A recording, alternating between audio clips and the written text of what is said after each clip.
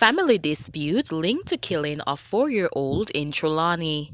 876 report, we keep you in the know.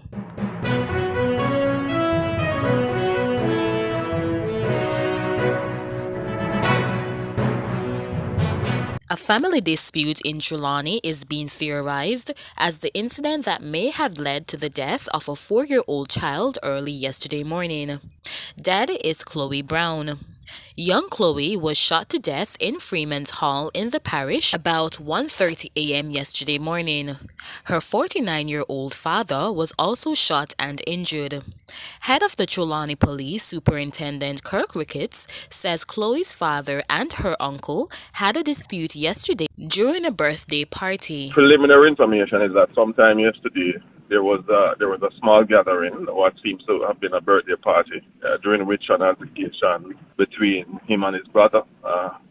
We understand that the brother would have made certain threatening words and left, and we at this time theorized that this morning's incident could be linked to what had happened earlier the day before. Superintendent Ricketts says early yesterday morning, Chloe's father was met by gunshots after being called out of his house. Sometime around 1 a.m. this morning, the victim and his daughter, well, they were home when he was called out, and we understand that there was a struggle and gunshots were heard.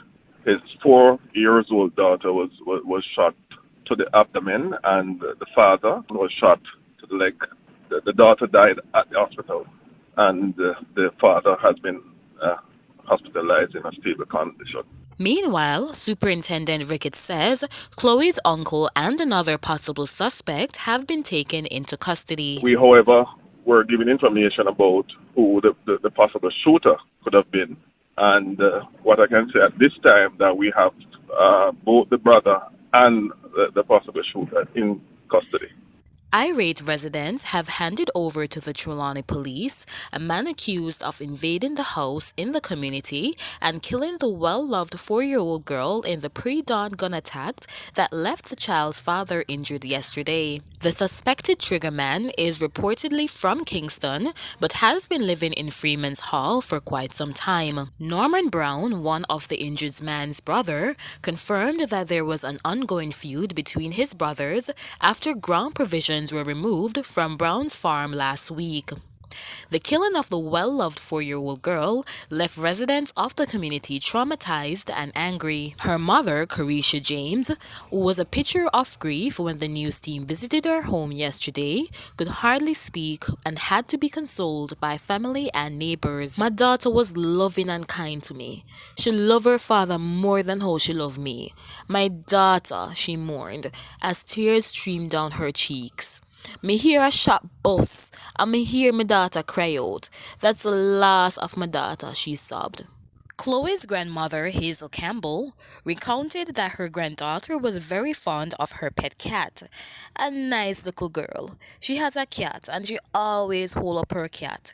Anything she eat, she give her pet. Cheese tricks, food, anything. It's a nice little girl.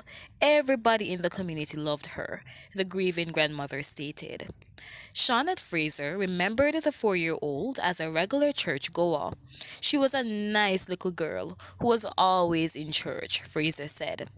Demar Price, another resident who tried hard to contain his grief, also had fond memories of the little Chloe. "The community in trauma right now. Everybody mad at this moment. It's a friendly little girl, and I miss her. The little girl nice. She always talks sweet," said Price, who stated that he was the one who carried the child and her father to the hospital. Thank you for listening 876 Report. Please remember to like, share, comment, and subscribe for further news.